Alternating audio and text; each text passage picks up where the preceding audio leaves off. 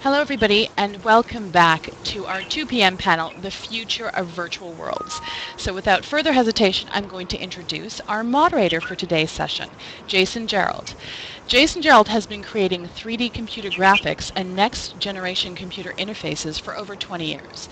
Jason has held various technical and leadership positions and currently serves on multiple conference committees and advisory boards. He's also received a Bachelor of Science with an emphasis in computer graphics and minors in mathematics and electrical engineering from Washington State University. He received his PhD in computer science from the University of North Carolina at Chapel Hill with a focus on virtual reality and latency perception. Jason holds over 20 publications and patents in the areas of computer graphics, human-computer interaction, and virtual augmented reality. Jason, the floor is yours. All right. Thank you, Anna. What a great introduction. Hello, everyone. As Anna mentioned, my name is Jason Jerald, and I'm excited about this panel, and I'm excited about virtual worlds and virtual reality. And this year has been one of the most exciting years that I've been working with virtual reality for a long time now. It's really taken off in everything from gaming to entertainment to industrial applications and training, and the list goes on and on. But I'm going to go ahead and get myself out of the way and introduce the speakers. We have some great panelists today, and we'll start off with Amanda Lay. Specifically, Amanda is in the augmented reality space, which is a little bit different than virtual reality, but it has a lot of similarities as well. And in fact, Amanda leads marketing at Metaio, an augmented reality company that creates hardware to be able to add digital media onto the real world. And with that, I'll let Amanda go ahead and introduce herself a little bit further and give her thoughts. Amanda? Okay. Thank you, Jason. So as Jason mentioned, I'm head of US marketing for Metaio. We do augmented reality, which may seem a bit odd at a virtual reality conference, but there are quite a few overlaps, especially in the technologies. We do everything from hardware to software. We are primarily a research company, and I think that's where you'll see most of the overlap and the two industries come in here. So I guess that was the quick intro right there. Back to you, Jason.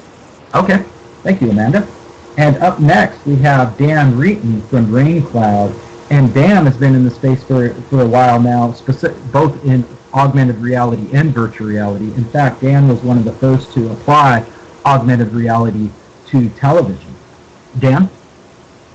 Yes, I'm CEO at ReinCloud now. I don't necessarily want to say exactly how long I've been in the biz, kind of dates me a bit, but it's decades, I'll say that much. And anyway, ReinCloud, what we do is we have a virtual reality engagement platform. So we use our platform and virtual reality to convert conventional content, everything from multi-screen games and apps to Hollywood movies and television shows.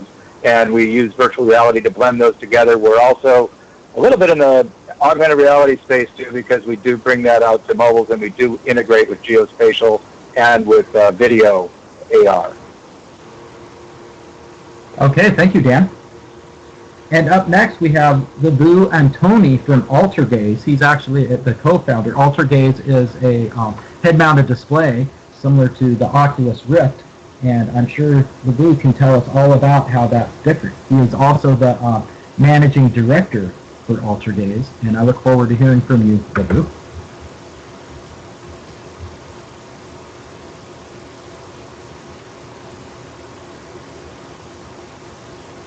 Are you there, Liviu? I'm not sure where he is. I will try and see if I can get a hold of him. So let's move on to Craig, and I'll try and patch him in. Okay. Up next, we have Craig Gilbert, who is an expert in immersive film. In fact, he's the co-founder of Total Cinema 360. Craig? Yeah, hey there. Total Cinema 360 specializes in live-action video content for head-mounted displays, but really any device, we can work with. We work a lot, actually, with augmented reality. I'd like to echo the fact that augmented reality and virtual reality have a lot to do with one another, and it can benefit each other in a variety of ways. But, yeah, we create all different types of entertainment using 360 video and virtual reality environments using live-action video. Excellent. Thank you. Content creation, I guess, and software side as well. Mm-hmm. Well, we have quite a mix, and not only on the software side. It sounds like a lot of our panelists are also working on the hardware. And I think that's really important for the future as we bring these technologies together to take things to the next level. And Liviu, are you back on the line yet? No, we're still working on getting a hold of him, but we'll get a hold of him shortly. I'm talking to him. That's great. So we'll continue on with some questions. We have some prepared questions, and we'll discuss. The panel will give their thoughts on some of these questions. Then towards the end, we'll open up the questions to the audience so that you can ask questions maybe that you've been thinking about or that may come up in your mind as the panelists speak. The first thing I'd like to talk about is about this new hardware that's coming out. A lot of it's kind of, early development kits and such. Things like, I'm sure plenty of you have heard about the Oculus Rift, but also the Metaio and the augmented reality space and Altergaze as well, a head-mounted display. And so I'd like to get the panelists' thoughts about how this hardware, what it means for online virtual worlds. Will this hardware fundamentally change our experience in these virtual worlds, or will the core experience kind of be the same, but with this hardware simply kind of being add-ons to the experience? Any thoughts from our panelists? Well, I can jump in and say that our commitment at ReinCloud is we're build once and process once and deploy everywhere. So we sort of see the whole virtual world and projection of virtual reality into the consumer market as focused on utilizing to a large degree the device capabilities of things already installed, and then also supporting the ones that are coming out. So we're seeing applaud Google Cardboard and Samsung Moonlight and a lot, the other dozens of things like that are repurposing and utilizing device capabilities as phones. But we just look at projecting virtual reality into a room, and whatever smart TV, tablet, phone, or is a viewport, or wearables, Epson, Moverio glasses, any of it, and ultimately the same content we can pipe directly to Oculus VR or other high-end VR headsets.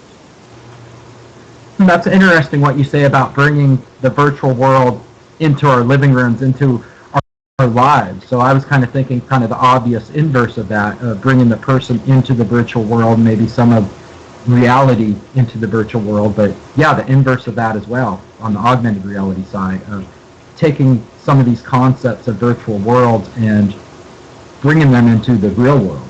So that's kind of an interesting shift of how to think about things. And especially like to hear from... Oh, go ahead.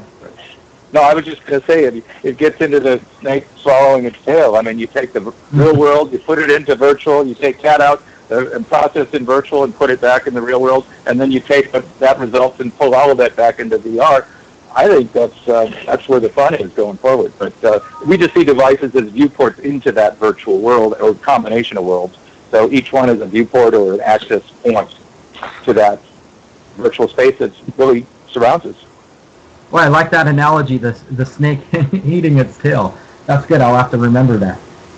But yeah, that's a good point. It just doesn't, go through the process one time, but continues to evolve. It's exciting to think about what may happen in the future. And I'm sure we haven't even thought about a lot of these things yet. Who knows exactly where it will go. I'd be interested to hear that others with augmented reality experience, and I think all of you have done augmented reality in some form, of how that might apply to kind of the traditional, go to a web browser and, enter a online virtual world where you see your avatar, such as we have here. Any thoughts on that? So this is Amanda. Coming from, a very strongly AR company, these new technologies, this hardware is definitely an enabler for augmented reality, especially when Google Glass came out. Augmented reality, the term itself, exploded, and everyone is really interested in it. But the thing that we're seeing is, as much as we'd really love it for these devices to bring AR to the mainstream audience, The hardware is just not there yet. And that's the problem we're encountering right now. And I think it's the same problem that VR has encountered for a while. You know, you can't have everyone set up a cave with a $20,000-$30,000 HMD in their living room. But we do see, as the hardware gets better, it being a major enabler. And that's actually one of the things that Metaio is working on. We don't build these, headsets or anything like that, but we are building chip IP that will enable these devices to run a lot smoother. And that's what we hope to see in the future, that the software and the hardware at the silicon level will work together to enable these devices, so that we could have a truly immersive, constant virtual environment mixed with the real world. Yeah, I know in some ways, depending on the form of the augmented reality, that it can be much more challenging in many respects than virtual reality, as far as the technical challenges, I think. Any other comments on how you guys see augmented reality mixing with virtual worlds? Doing a quick check here. Liviu, can you see if you can say something? We have him on the line, but I think we're having problems with his mic.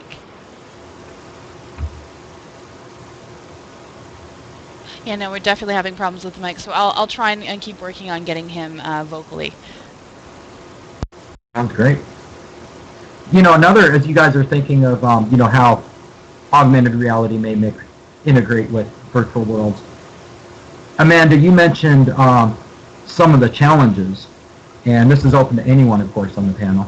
But what do you guys see as the biggest challenges over the next couple of years? We've certainly come a long ways, but there's plenty of work to do. What should developers, yourself, and do you feel others are the most important things we should be working on at this point? Well, I guess the main thing that I keep seeing and that I've heard voiced among others in the industry is battery life. I'm sure if any of you have used the Google Glass, within 20 minutes that device is burning a hole in your face, how much it heats up, and can't really do anything past 20 minutes.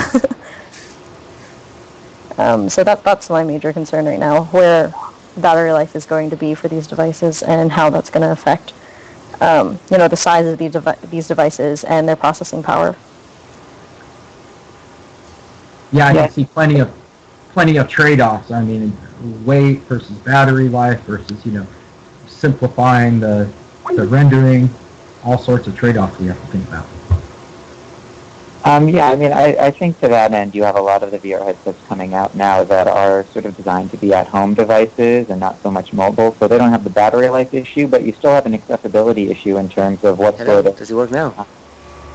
Sorry, is that... Can we hear Liviu? Yes, we just got him. Yes. Welcome, Liviu. So sorry for interrupting. I've heard the entire conversation and I was talking to myself here in the background. Carry on. So just to finish my thought, and then I'd love to hear from Liviu, and just hi, Liviu. I think one of the biggest bottlenecks that we're seeing, at least on the at-home VR front, is what sort of computer or what sort of processing power you're going to have at home in order to actually have one of these more commercial devices. Because even the Oculus right now, at the development level or the development kit level, you have to have a fairly powerful computer in order for things to run smoothly and efficiently.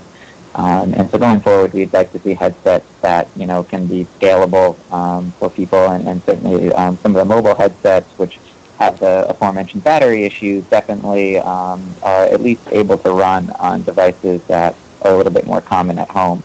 And I think that's actually one of the advantages to a device like the Project Morpheus, which is targeting, obviously it's going to be running off the PS4, which has very, very high adoption, certainly as far as video game consoles go in its first 9 months. And since they can design specifically for that device, and those devices are becoming popularized on their own, it'll be a little bit easier for people to take the dive to that next level of VR headsets. Yeah, that's one of the challenges I have as a developer, is that I want to make, the coolest scene possible. But of course, the challenge with that, on a high-end system, that's fine, but not all users, they may be rendering at 4 frames per second, which is certainly not good for either virtual reality or augmented reality. So, one of the main challenges. And then certainly when you consider any sort of web streaming that you'd like to do with any of these environments, obviously not everybody has the best internet connection in the world, and as these virtual environments become increasingly complex, it's going to be harder and harder for people who have been left behind by, connectivity to be able to really have the full experience. And I do think the full experience is what's going to drive this technology forward. If you can't have access to the best content, you're not going to have the incentive to adopt some of these new headsets. Yeah, that's interesting, the divide between the haves and have-nots. In some ways, I believe these technologies, for example, there was a device at SIGGRAPH this year called Smart Specs, where it helped, near blind people be able to see through augmented reality technologies. So in some ways, it narrows down that gap. But on the other hand, between the people that have the high-end hardware and those that don't, it divides us as well. So philosophically, that's interesting to think about.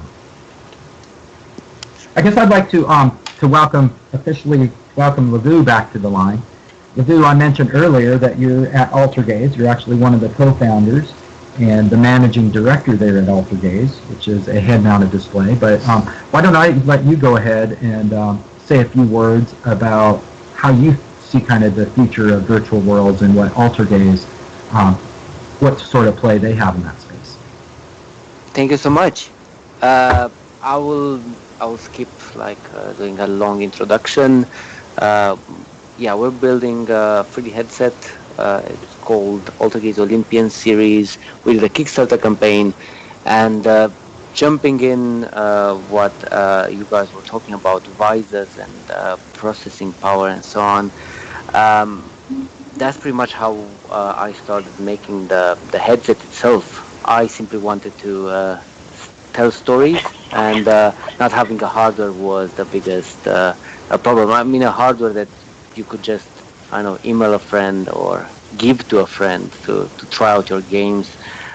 So something to be easily distributed for the masses, and that's pretty much what we try making with our headset. It's using the smartphone. In regards to your conversation earlier about processing power, I don't know. I would argue that this has been processing power has been something that game developers have been dealing with for years now. I mean, it's down to the developers how good they can optimize. I mean, you can have a map that is looking amazing as long as you optimize it and run pretty smooth on a smartphone. And at the same time, without optimization, that exact map could barely run on a super powerful computer. So I think I'm a firm believer that smartphones can run the top end experiences, and it's obviously down to developers having the time and the resources to actually optimize those games and applications. Yeah, I can echo that. We spend a lot of time now focusing specifically on mobile phones and tablets and making sure our content's scalable across all of the devices, because there's no reason why it can't, especially as these devices are getting more and more powerful on their own. So all of our content is distributed across all of the platforms. We work with a lot of the mobile headset companies already, and I think that is a very reasonable goal. You even have high-end video games, some of the great video games over the last several years coming out, are being reintroduced as tablet games or cell phone games. And so the more that developers, I think, are open to working with them, the better and better the content library is going to get. Just one quick second. We're having a small technical issue with Jason's line, so I'm just going to get him back really quick, and then we'll be right back to continue the panel.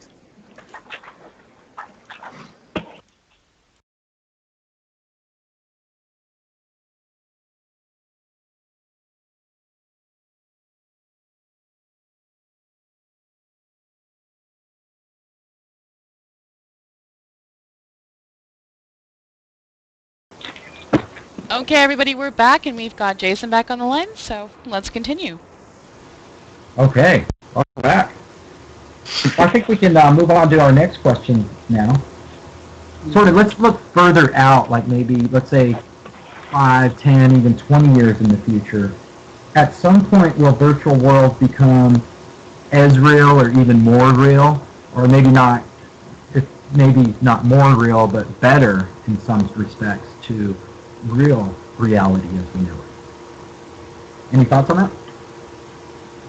Well, we use live action environments, so by definition, we're working with real environments already. And I think all we're going to be increasing over the next 5, 10 years is the level of interactivity that you have with those environments.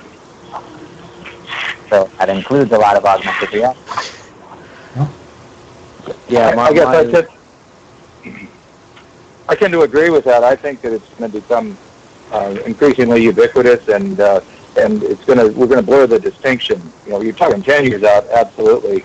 The distinction between virtual reality and reality and augmented reality and augmented virtualization is really blurs to the point where I think it's going to be just a natural part of your process of getting through the day, just weaving in and out of those.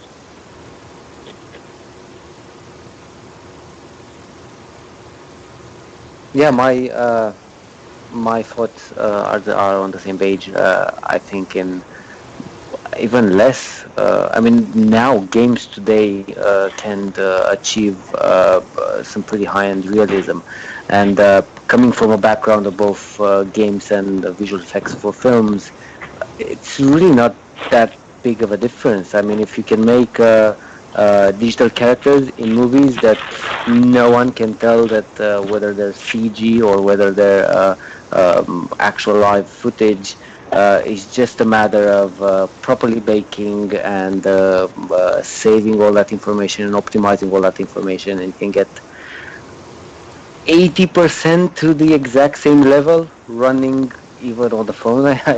To be honest, it's just that last 20%, which I think will come in less than the next 3 years. So yeah, completely. I think it's hard now to tell the difference between what's computerly generated and what's filmed.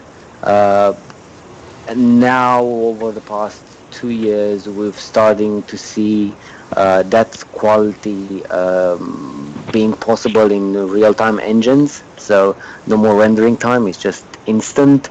And I think really soon it will get to the level where it will be accessible, because I think the biggest problem that VR is facing right now is the lack of headsets and devices out there, of visors, kind of contributing to the fact that there aren't enough consumers, and that on its own contributes to the fact that when you're doing your budget as a studio, you can't allocate too much money into research and development, and the quality of a game, of a movie, of anything, it's always down to research and development. When you're dealing with this type of new tech that no one has any specific tools for it. I mean, they're engines, but developing even for 360 movies, which sounds pretty simple. It's just a movie, but it's filmed 360. It's not that simple. There's a lack of tools and people that know how to use and how to create for this type of platform. And I also agree that already we're in a stage where, the virtual and the real are already starting to blur. However, I do believe that in the future that there will be two major kinks that we'll hit into. That may delay the whole process of becoming a ubiquitous virtual and real world. And I think the first is when we hit that part of the uncanny valley, where people just start, revolting or just not being able to accept it. And then there's the other side, which has always been a debate. I actually used to study virtual reality, and this came up a lot, is when people, start to think that were becoming a little too robotic, a little too virtual, and they decide to, in a sense, retrogress and go back to something much simpler and primitive, which I don't know if that will happen, but I feel like those are two kinks that we'll run into in the next 10 to 15 years, even if the technology itself progresses. I don't want to directly disagree with you, Amanda, but because I like what you're saying, I respect it. But I just want to plant the seed of an idea. I've seen this in media labs lately, and again, our focus is largely on engagement and tying to media. But in terms of robotics, it's also going to break out this decade. We're talking a trillion robot army with the IoT build up. But we're seeing in media labs where they're getting people out of the screens by having robots embody the avatar code and come out into the world and play with the kids, and it gets kids playing like back in the real world again, but in a way that directly, immediately affects the virtual world inside the screen. And I don't know, I'm just saying there might be other forms like that tame that rebellion a little bit. I know there's resistance. It's going to be huge future shock going on this decade, sure of it. But anyway, just wanted to bring that point out. Yeah, it will be interesting once we reach that. It's sort of like the digital natives of today that grew up with, technology.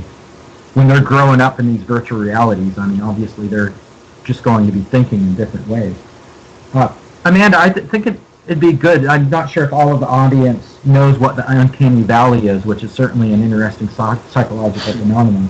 Could maybe you kind of describe the uncanny valley for those in the audience that aren't aware of that? Do the best I can with this. But basically it's, you want to think of it as two axes, one side being familiarity to something, another one being human likeness. And, the very simple human likeness, so something like a smiley face, the emoticons that we use, people they can relate and see that that's human in some sense, but it's far away enough that you can just kind of take it at a light level. As you get closer, though, to things like zombies, for instance, which are very, very human-like. However, the way that they move and interact, the familiarity is off. You reach the uncanny valley. I don't know if that really describes it, but it's basically comparing familiarity to human likeness. And the closer you get to human likeness, the familiarity needs to be it has to be closer to perfect than not. There's just this one area right before perfection where it just creeps people out. I think someone else might be able to describe this a bit better than me. Well, that's my technical definition is exactly that. The creepiness is what I call it. Yeah. I think that probably the best way to explain it is when if you have like a graph that goes from symbolism all the way to pure realism. So on one end, or a simple line, on one end you have a drawing, in the other end you have a picture or a movie, and you have all the progressions to that point. There's that one sweet spot where, well, it's not a sweet spot, it's quite the opposite, where it kind of looks almost real, but it's a bit like their eyes are dead, the skin doesn't have that level of realism that you will want, but there's something creepy about it, and that's the uncanny valley. If you right before that, I think if you look at cinematics nowadays, they could hit the next level, but because they're not in games, they don't really reach 100% for the realism. They choose to take it back one step and start making it a bit more stylized, making the characters a bit more stylized, maybe making them feel a bit more like cartoons. I think the best example is Blizzard. All of their the quality of their cinematics can really be on par with movies made nowadays with big blockbuster Hollywood, but they just choose to have that fairy tale feel to their skin and the way their hair moved and so on. I hope that explained it.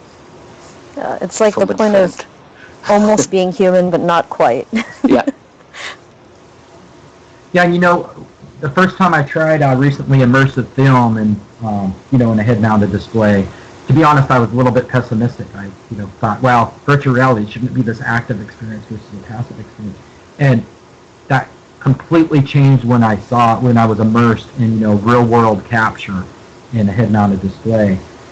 I was completely blown away, and it made me realize how far we have to go in computer graphics to, having true computer-generated real-time graphics to reach that point of, true real-world capture. So that was something that just totally blew me away. Yeah, as somebody coming from the filmmaking side of things, I would definitely argue that we are currently very much at best in the uncanny valley, and at worst, noticeably far behind where we need to be in order for us to be creating genuinely compelling experiences. I think video games are wonderful, and they're getting close to what appears to be a photorealistic environment, but even then, that very much depends on the textures and the environments that you're trying to recreate. Certainly things like human eyes and things like that, I think, are noticeably dead still. And there's actually, a further gap that's created when you have certain objects that are almost completely photorealistic, and then other elements which aren't quite up to snuff. And so it becomes that distortion makes everything else much more, or the artificiality of everything else much more noticeable. And then even on the film graphic side, I think you have characters like Caesar in Planet of the Apes, who's amazing and really, really wonderful, but I still wouldn't go as far as to say that he's a real monkey, or ape rather, sorry, walking around. And I think there's still an awareness, certainly things that you're watching an artificially created character. And that's, I would probably make the argument, the best that we've seen, or close to the best that we've seen, even on the cinematic side. So we're working with companies all the time to try and get to that photorealistic standard, and we certainly use a lot of graphical elements as a way to bridge the gap, because there are so many limitations to 360 video captures and creating, doing an authentic real-life capture of spaces, environments, and stories. But there's still a very, very, very long way to go, and fortunately there's a lot of effort being made to bridge these gaps. Yeah, so that's sort of on the visual side. Now, in some ways, virtual reality has already gone, certainly not in the computer graphics compared to reality yet, but some things we can do in virtual worlds that we can't do in the real world. I mean, we can instantaneously teleport, we can point to fly, we can do these things that just aren't possible in the real world. Are there any thoughts about what you can further examples of what you can currently do that just have enormous benefit of what aren't possible in the real world?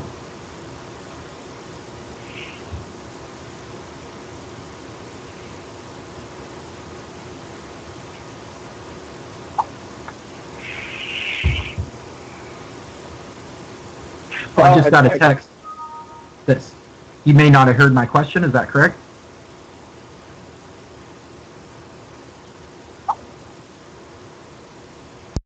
Sounds like I may have gotten cut off there, so I'll go ahead and just repeat. You guys have any examples of what you can do in virtual worlds or augmented reality, virtual reality, whatever it might be, that you can't do in the real world? You can defy the law of the physics, Captain. I mean, every virtual engine has its own physics engine, right? And you can set those to be what you want. And again, I'm tapping into the robotics angle that I'm seeing. A lot of robotics labs are working to translate between virtual physics parameters and real-world physics, so that as long as within certain constraints they can do that.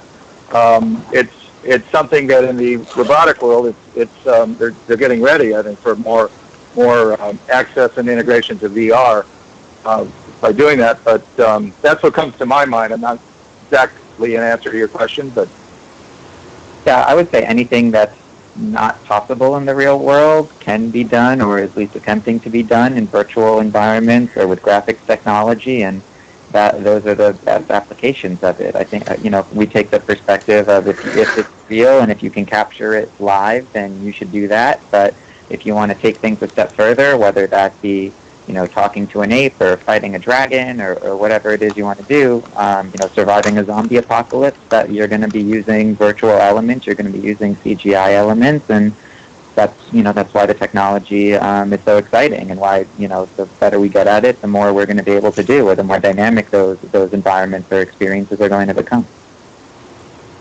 Coming from the AR realm, because we're very much trying to convince people to combine the real world and the virtual world, though I agree with you guys, the way that we actually approach our clients most of the time is think of AR as a visualization tool. It may be something that you can do in the virtual world, but maybe it's too expensive to do.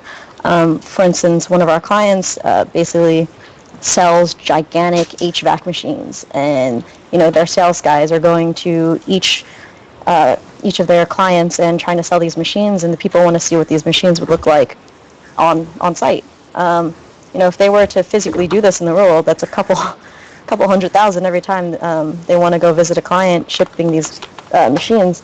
But with AR, all they need is a piece of paper, and there they can have life-size, a 3D model of that actual object right there in their living room.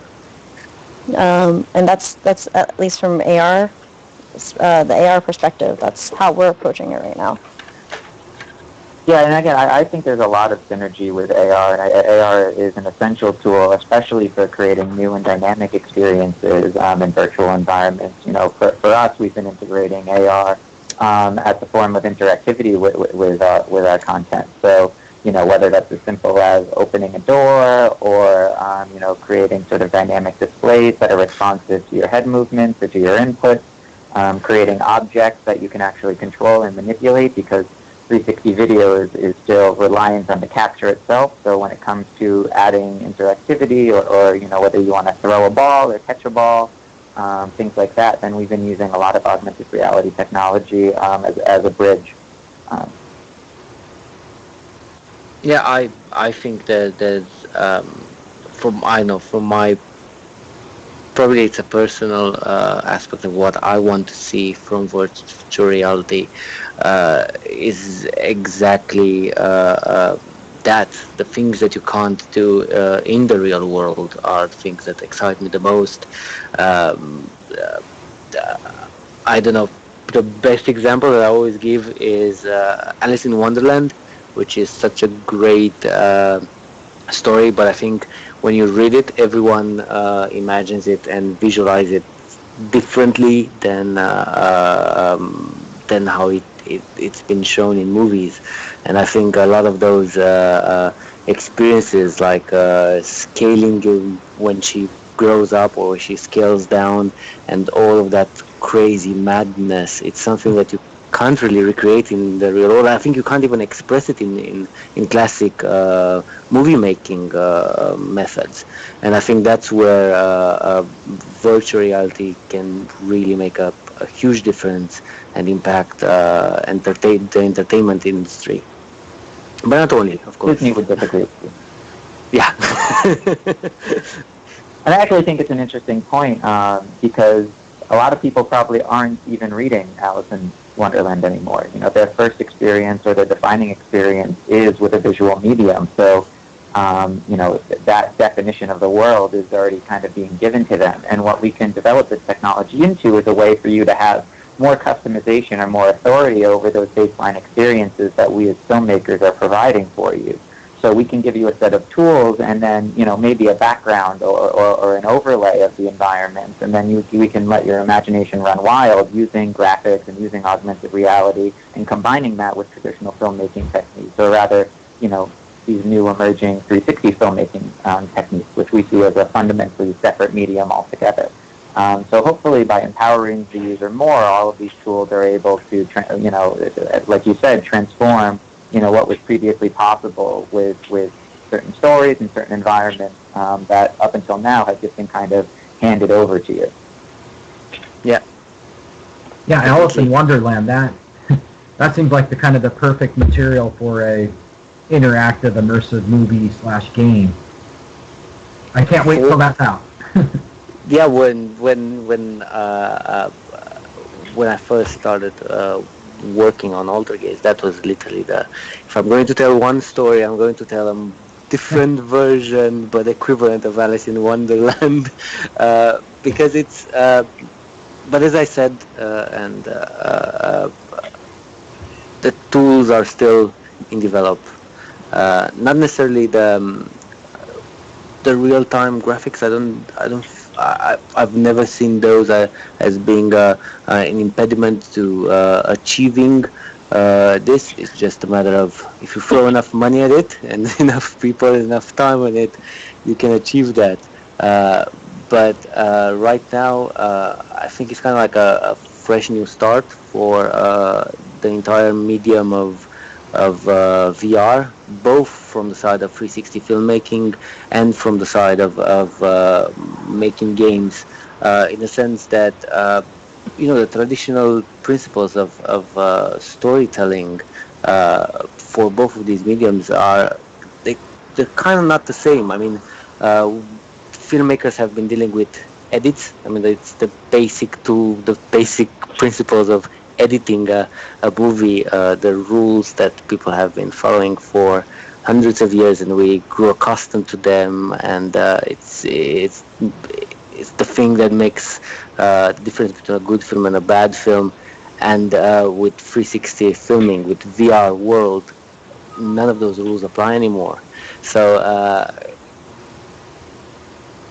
there's loads of things to discover, and I think that's the most exciting part about VR right now.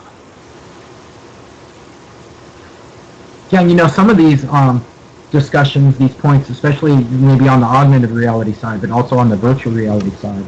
And if the audience wants to start, this will be the last question, so we'll briefly answer this, then move on to the audience question. But the next question has to deal with, the real world, whether it's augmented reality or virtual reality. But Cisco CEO John Chambers recently stated, wrote about the Internet of Things, which is, everything in the world being sort of smart in communication. And he stated that this is going to be a market of $19 trillion.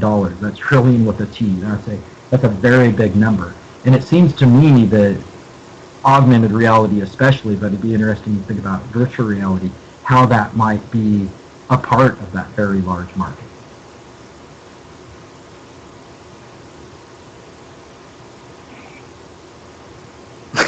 It's a very complicated question. I could give some examples of, what you're starting to see now as a result of these technologies that might not have existed recently, especially on the, 360 video capture front. We're having a lot of live experiences or events that you can now record and attend in real time or not in real time, depending on what your needs are, but on the virtual reality headset. And when you do 360 captures, you can create a pretty phenomenal sense of presence using these headsets. So whether that be being front row or even on stage at a concert, standing on the sidelines of a football game, or walking around what is essentially a virtual mall, but you can capture it, in real time or not in real time, but with live action footage. You're able to create these dynamic, immersive environments that people can experience at the comfort of their own homes or on a plane or on the go, and you can monetize those in a variety of ways. And I think you're starting to see a bunch of different business models emerge as a result of these technologies, and that includes virtual work environments, or virtual stock exchanges, or virtual trading environments, trading physical objects, not just like a virtual eBay or something. I think all of those are now really starting to emerge, and they're getting to a point when they're actually compelling and user-friendly, as opposed to just kind of shoehorning something in there for the sake of novelty. To me, I guess if it ties in a little bit with the previous question, because to answer both, I have to sort of blend VR and AR, and just all of these terms are a bit more distinctive and differentiating than I think they're going to be going forward. So if you look at what can you do in the real world, or what can you do in a virtual world that you can't do in a real world, well, the more that we become the cyborgs that we're enabling with our wearable devices, even our phones and tablets, to project VR into AR space and capabilities and see through buildings and see across cities and navigate where things you can't see where they are, things like that, and even the robotic pieces that increase our cyborg stuff. We're able to do more through AR in projecting those virtual worlds through AR devices than we ever have and will continue to. But as I look at the real underlying part of it is trillion robots we're going to have by the end of this decade. This is a real big build out, and every device in the world smart. I see that as a whole new communications and computing paradigm. And if you look at it from that perspective, this huge, complex thing, we all know that the back end of the operating system, the sort of distributed and operating system that controls this, is going to be cloud. But you have to start thinking about some kind of UI that isn't a desktop metaphor anymore. It isn't a mouse and a desktop. It's not Windows. It's and I see VR as being the UI that makes any of this make sense. And that maybe blurred a little because projected into AR devices, projected into all kinds of real world going into virtual worlds and back and forth. So again, the snake eating the tail, but that's how I see it going forward. I think there's also a huge opportunity for, a change in the way we learn to do things, education and training-wise. I think when you're in the VR world, just by looking for a visor, I think you're far more focused onto what you're doing than traditional monitor type of experiences and guidance. You can recreate proper simulations, and I think that will have a huge impact. The same way access to internet and the wide variety of tutorials and video, expressing how to do things through a video is so much quicker than actually showing someone, or at least that's how I grew up with the internet. I always found it a lot easier to just follow some good tutorials into how to do things, regardless of the field. And I think that will be the biggest impact that VR and AR will have on society. The fact that you can train people faster, the fact that people can start doing fields and jobs that otherwise would require tremendous amount of money to actually be able to learn them.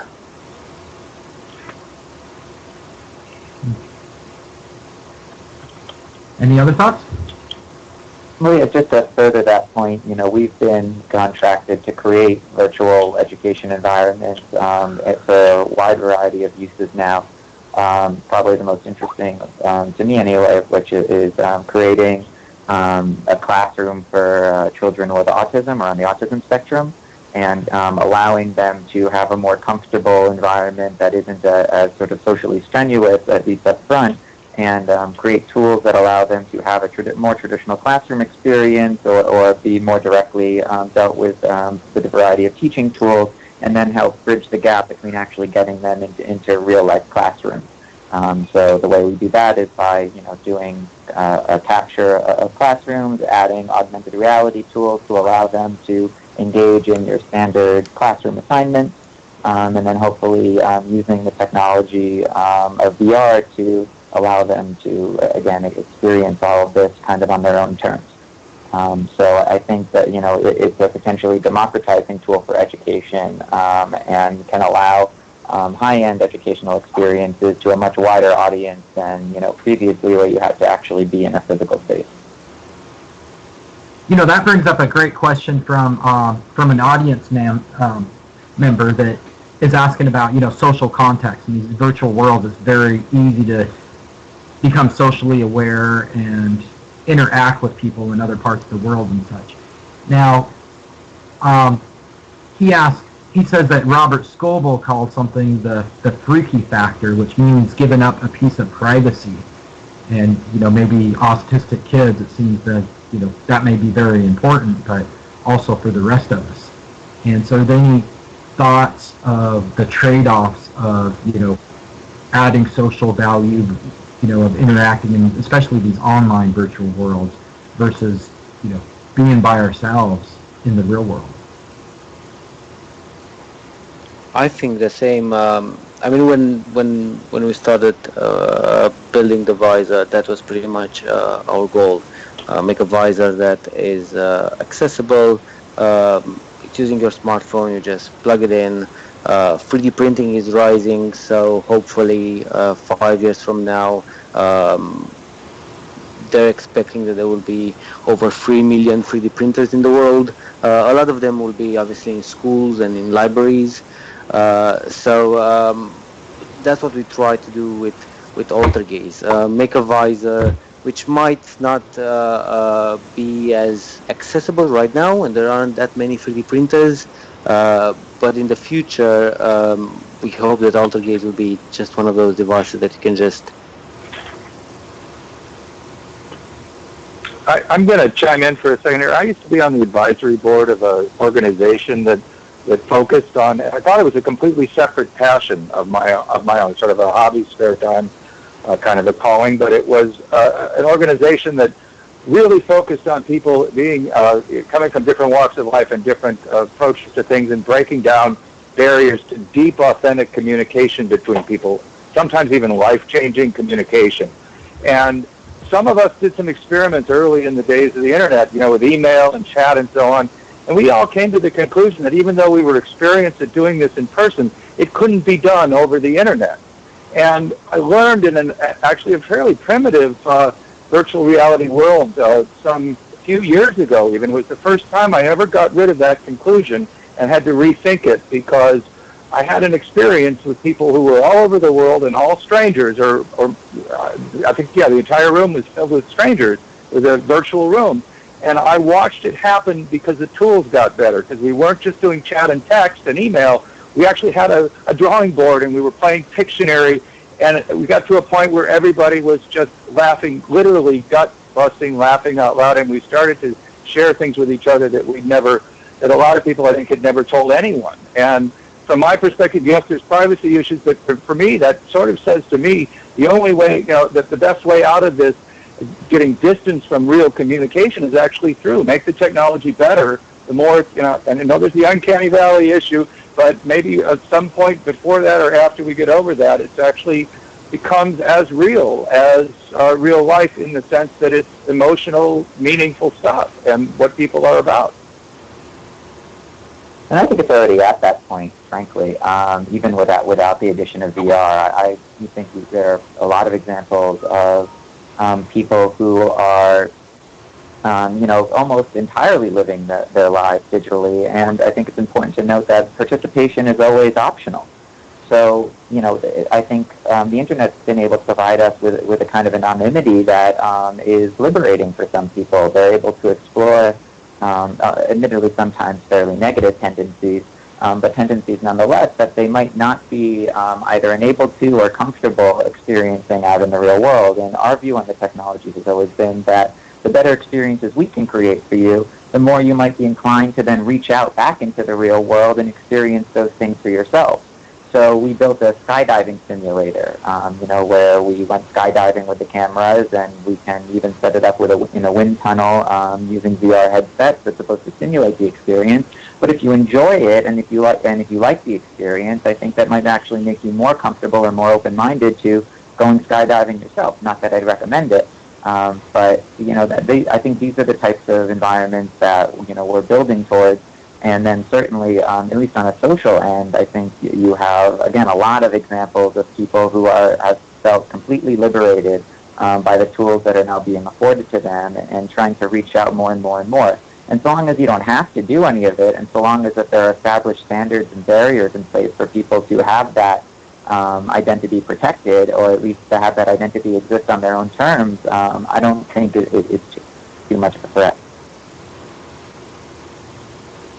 That brings up a great point. I know a lot of people feel they're not as intimidated to go up and start a conversation in a virtual world, where they might not do that in real life. Or I just read yesterday an article out of some research done at the University of Southern California Institute for Creative Technologies, where they've used those, avatars that are still in the uncanny valley, and users were more willing to open up for therapy, that they, these very personal issues that they would never share with another real human. And so, maybe it's interesting to think about the uncanny valley, how we can use that to our advantage instead of it being, in a challenge that we have to overcome. And I think we're about out of time. I know, Liviu, I believe you have a talk you're giving here in a couple minutes, correct? Yes, I think so. Yeah. All right. Well, I highly recommend that you all go see Liviu's talk in the studio hall. He'll be talking further about Altergaze VR headsets. And with that, unfortunately, we are out of time. And I want to thank all our panelists for some great discussions, both on the technical side as well as the philosophical side. And also thank you, the audience, for being here and listening. Thank you very much, Jason, for that, for moderating that panel, and thank you, gentlemen and lady, for being a part of the future of virtual worlds. So, as Jason was saying, Liviu will be having a session in the studio hall. Following that, there will be the mastermind meeting here in the lecture hall. That's by invite only, for those of you who are exhibitors and sponsors, to have a chat with myself, Brian, and Aaron of Otherverse. It's sort of like a private town hall. And at the very end of the day, don't forget that we are having the party on the Curio platform.